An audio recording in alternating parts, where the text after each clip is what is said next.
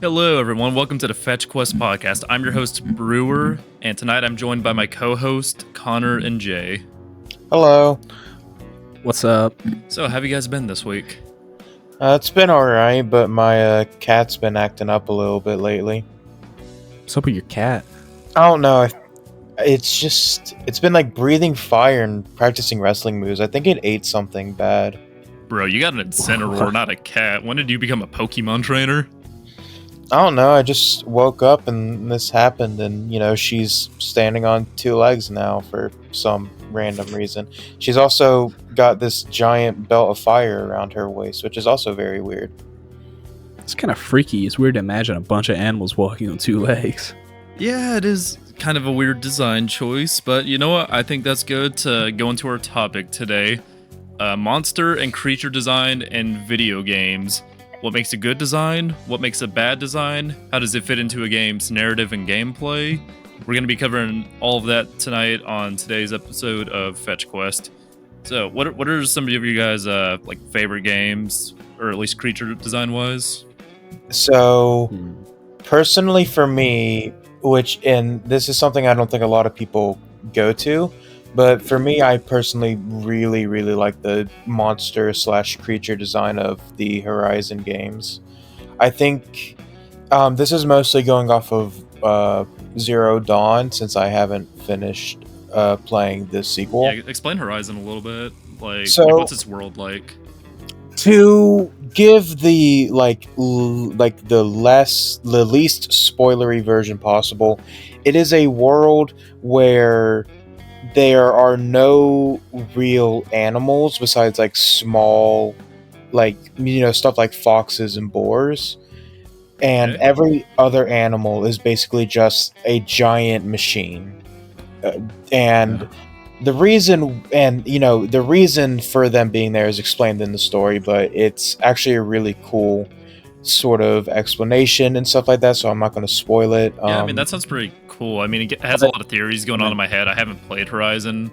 It gives me theories of, if only the small animals survived, birds and stuff that can fly around, maybe, some extinction event happened that killed all of them and they were replaced by robots or something. Yeah, I won't spoil it, but No. the reason why I like the design so much is due to how they sort of interact within the world, because the machines fill out the roles that because each machine is based off of an animal, or if not a singular animal, then a mixture of animals.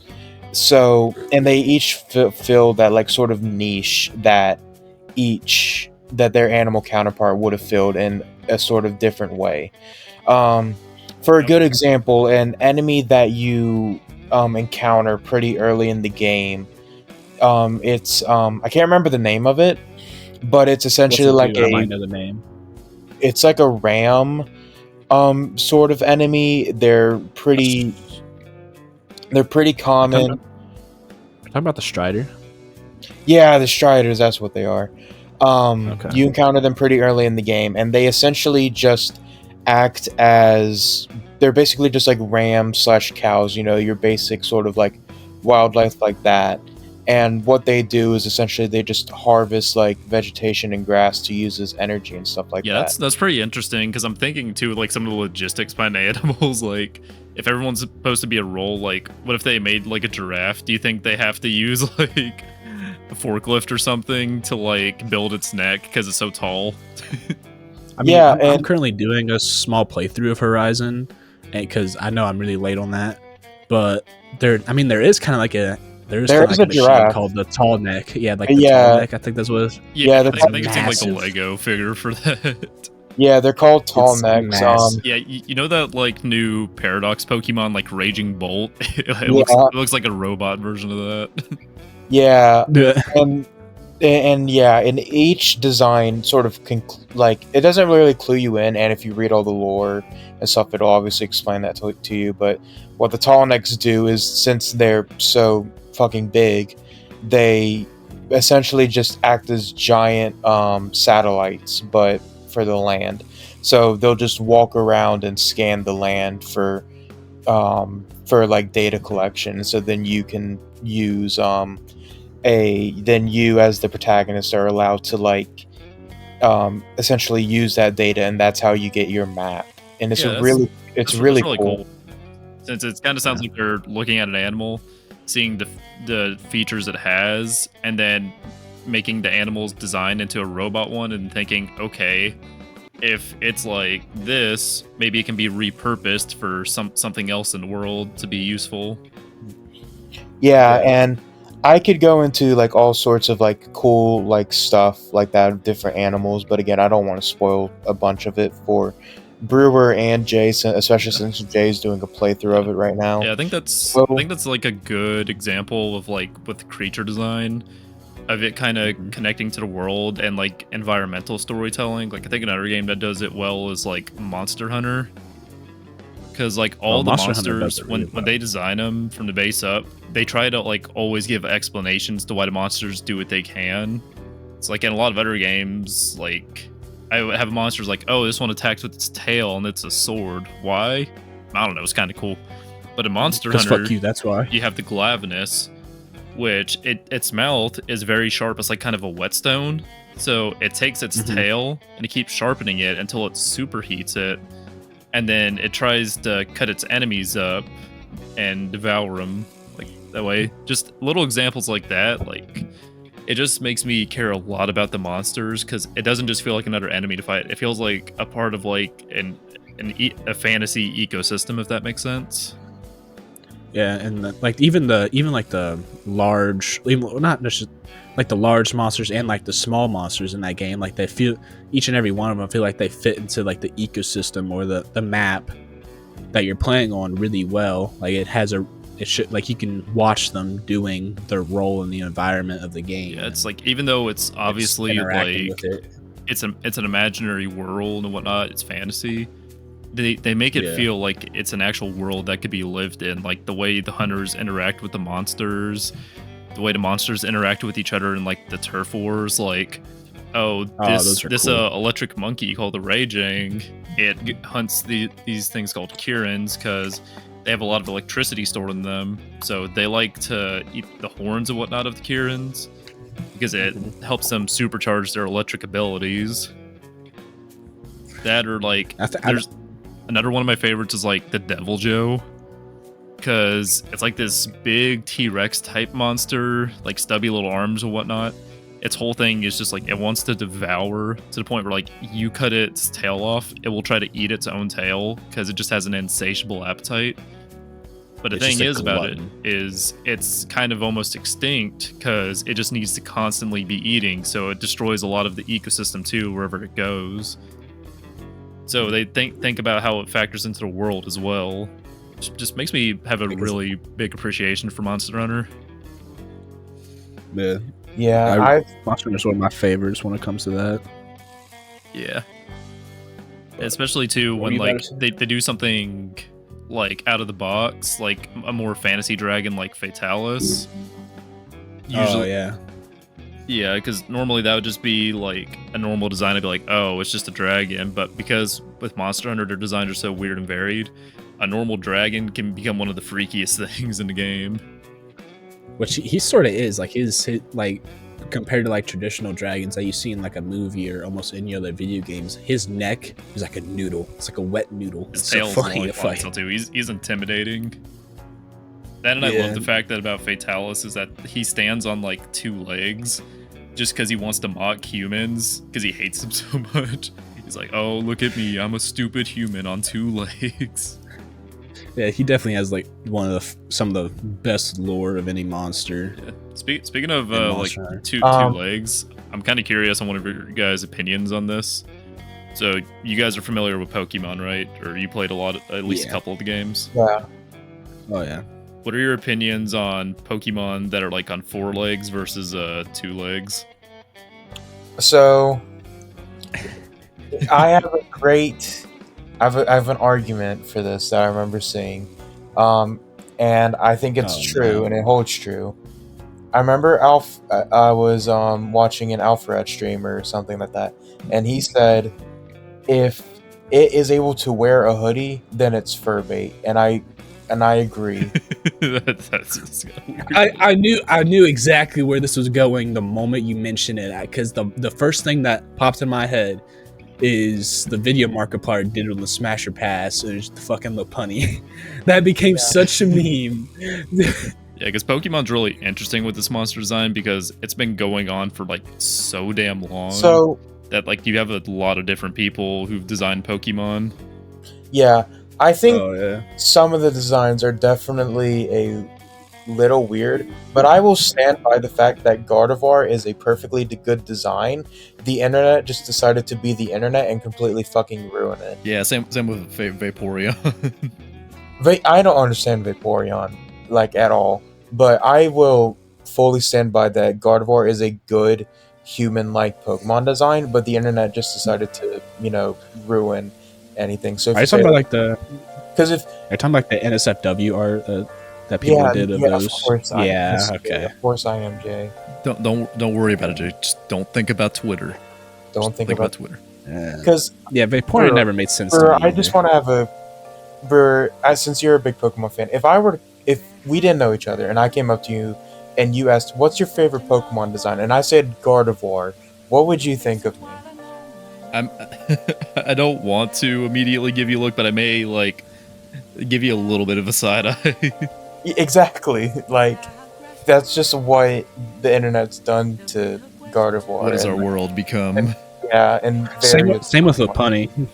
It's like if you like Lopunny's design, then you're just to get off the weird Twitter bits of Pokemon. I wanted to bring it up just because, like I said, it's been going on for a long time, so its designs are very varied. Like in the original game, a lot of them just tried to be like very simplistic monsters. Like some of the designs, like they kind of just look like regular animals. Like you take Seal, they literally just replaced the A out with an E. Yeah, you can definitely like. They weren't like. I think they were trying to stay sort of simple with the first designs because again I don't know if they really thought it would like succeed or be like a huge success.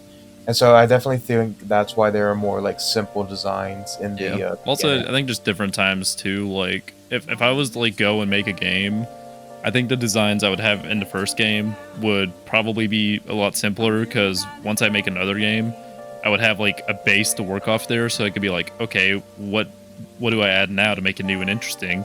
It's like, okay, I have a cat Pokemon. What can I do? You know what? It's a wrestler now. Yeah, it's a wrestler. So I do realize that we didn't actually bring this up at the start, but I do think we should do it now before it gets too far in.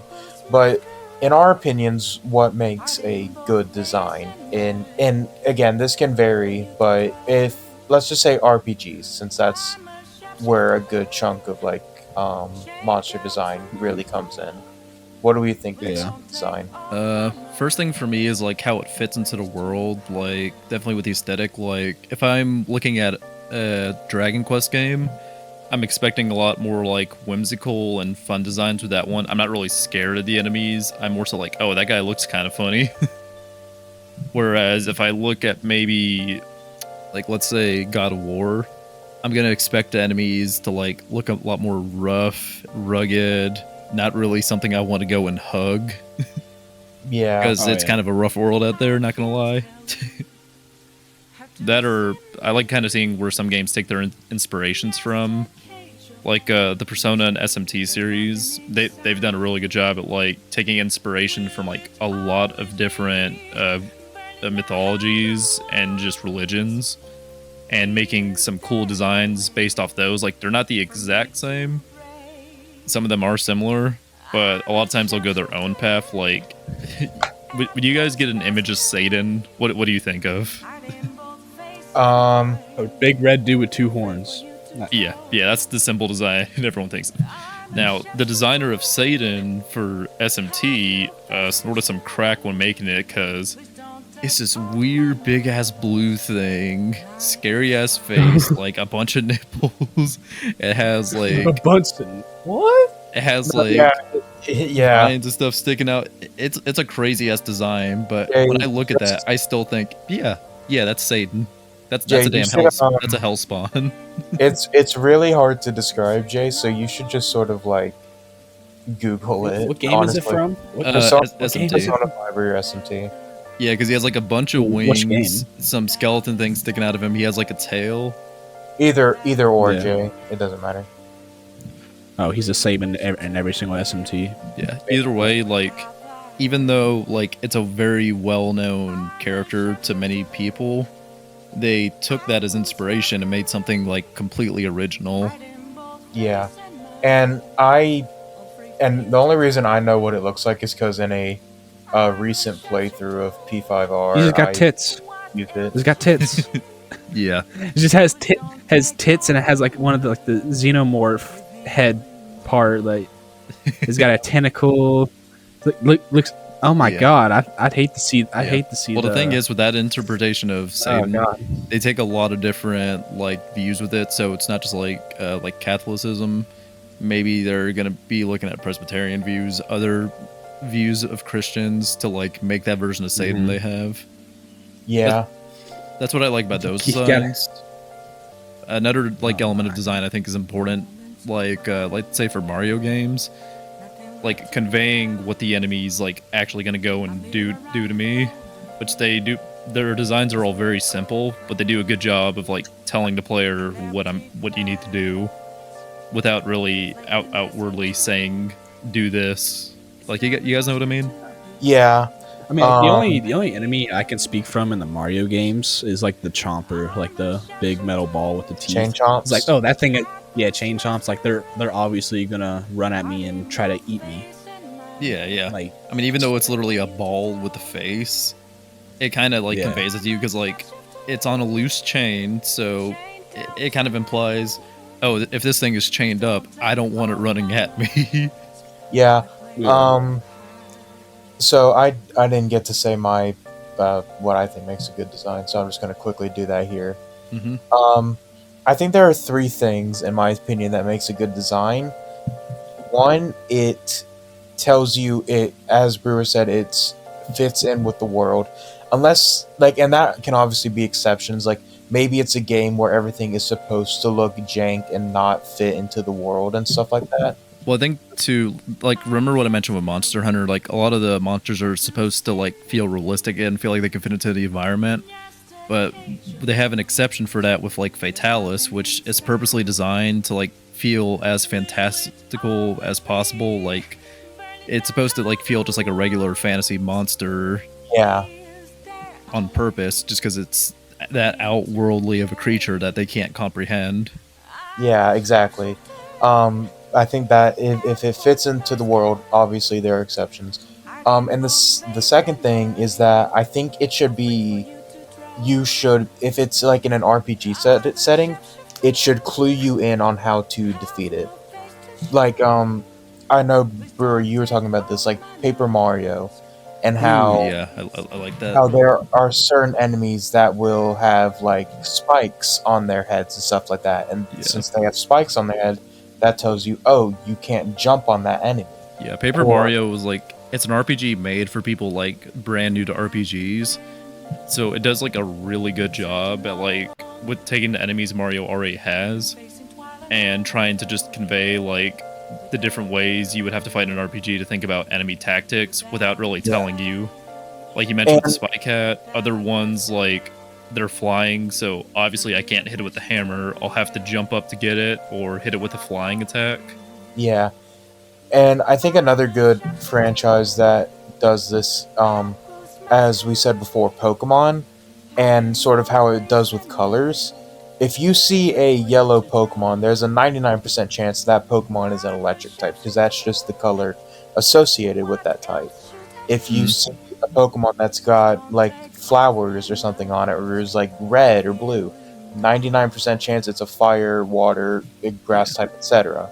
Pokemon's it's a little interesting at that end, because like some of the more modern designs and even some in the past, you look at it and you look at the thing's description and some of the types just don't make sense. Like Solgaleo, everyone was thinking it was a fire type before its type was announced, because it's like the sun Pokemon for the game Pokemon Sun. Isn't it like... and it's a steel... Wait, that thing's not a fire type?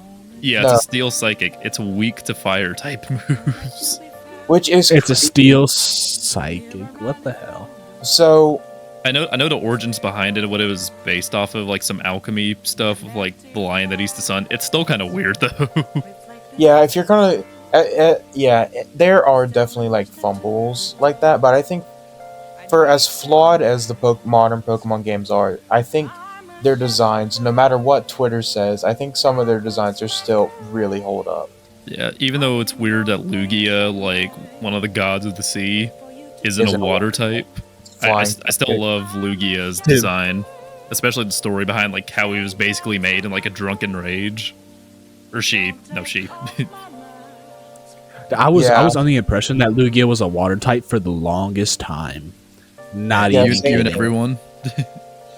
I mean, technically, you could still use electric types and win. What? Well, it's like if you're going in thinking it's a water type, and so you bring an electric type, you're still gonna win because it's a flying type. Yeah, but I mean, if you bring a grass type in, you're fucked. Oh yeah, then you're screwed. Yeah, I got no wish Lugia had gotten like a new form, like an Alolan, Galarian, or a Paradox form that made it a water type. Technically, I mean, you can terrestrialize it water, but yeah, I was gonna say they're technically Shadow Lugia, but Shadow Lugia isn't a water type; it's just like a shadow type. I know. I'm just messing. Yeah, I mean, I think that's kind of an interesting design in itself for a spin-off game. Yeah. Yeah. So Pokemon designs are pretty simplistic, especially like the beginning area ones. Like the types usually match up pretty well, and they try to design it to where a player can easily understand the type matchup systems. Like, oh, I see a thing with fire on it, throw water at it. I see a water Pokemon, throw the grass thing at it. Yeah. Throw the leaf at it. Throw a leaf at it, it'll die. I mean, like in terms of like what I would think, like makes a good design, is I pretty much just agree with everything you guys said. Like I don't think I have anything really different to say, because it just, well, besides just it just looks good. Like it does. Like that's about all I can really say.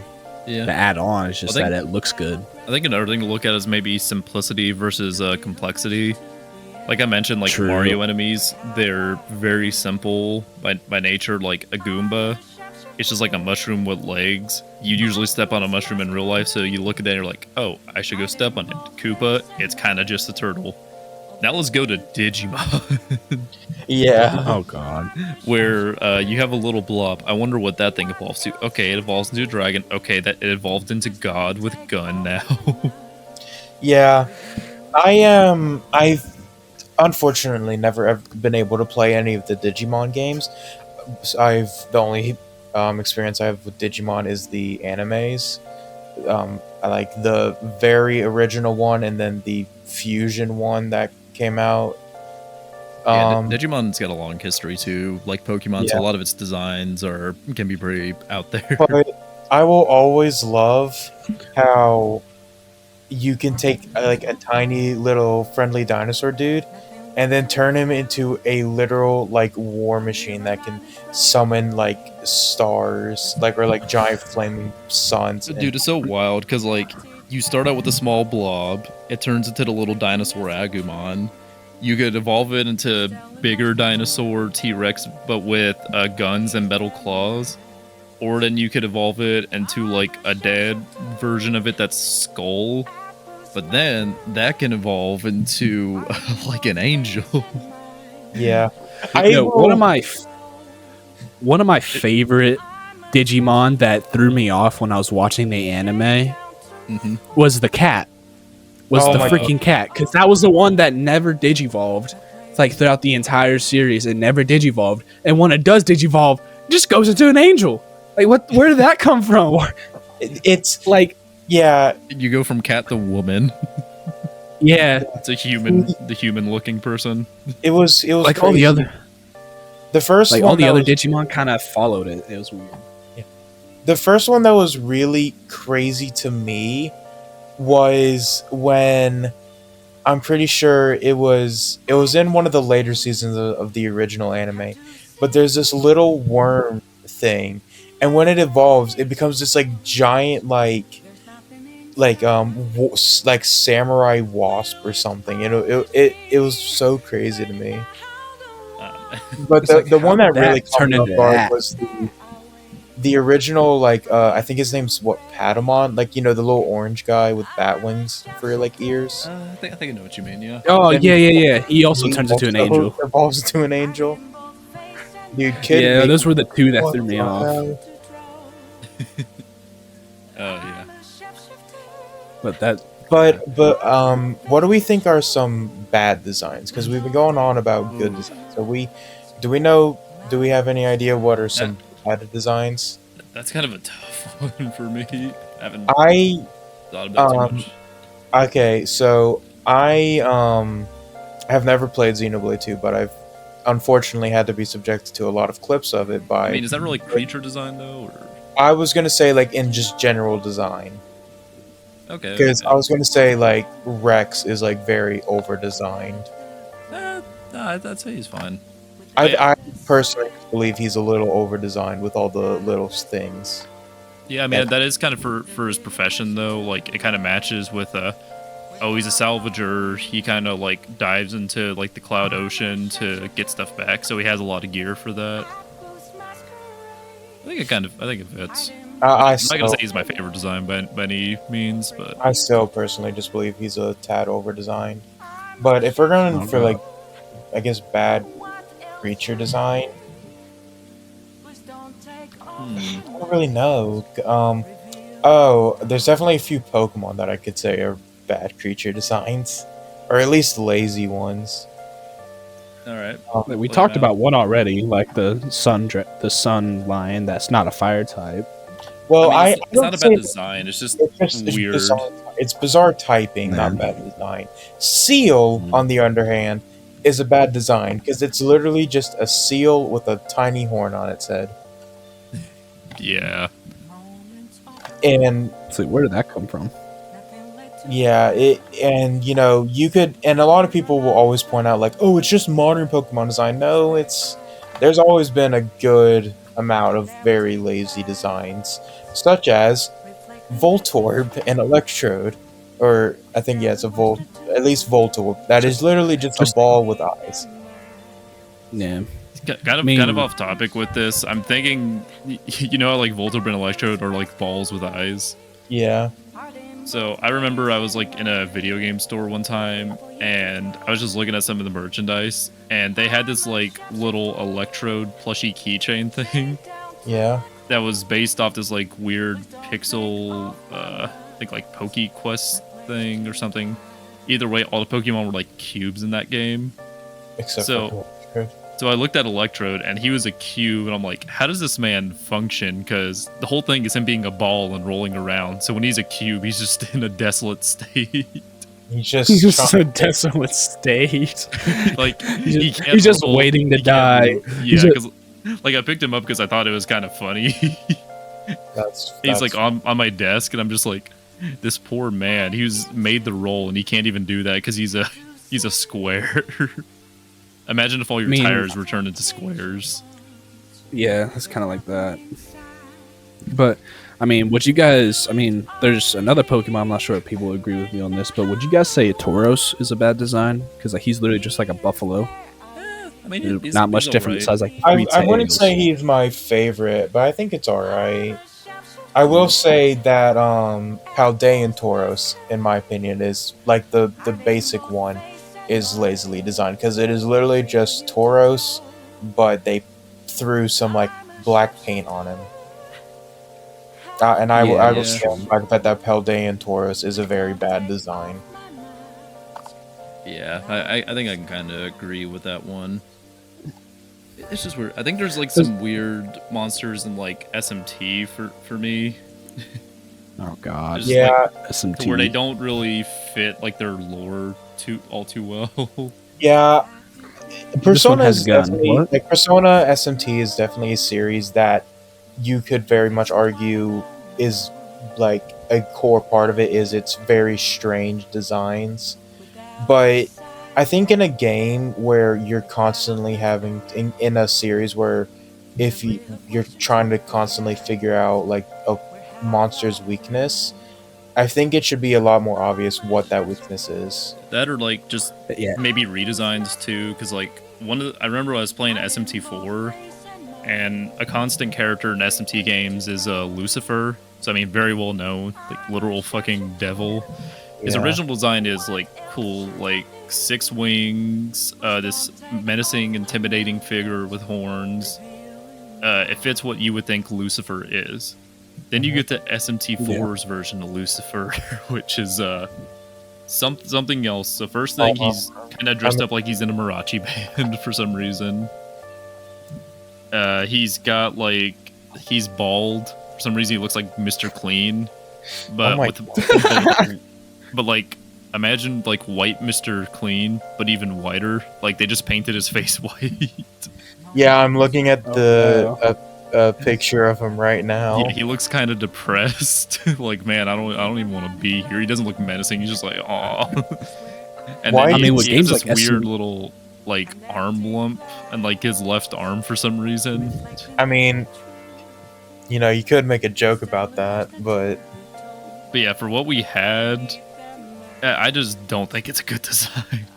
No, it as someone who used Lucifer in their recent Persona 5 playthrough, I definitely preferred that version of Lucifer instead of arm lump Mr. Clean Lucifer. Yeah, that or you know what we were mentioning with Satan? Satan had a lot of titties for some reason. Yeah. So there was this one Persona like Diana, the like I think goddess of hunting or something or archery. And for some reason, and I just want you guys to look this up because it cannot be shown on YouTube. With her design, they just decided to put a bunch of boobs all over her body. Very, very strange. Yeah, like I don't even get like her head has like 7 boobs. Both of her hips have like boobs on the sides of them. Her shoulders are boobs. Her knees are boobs.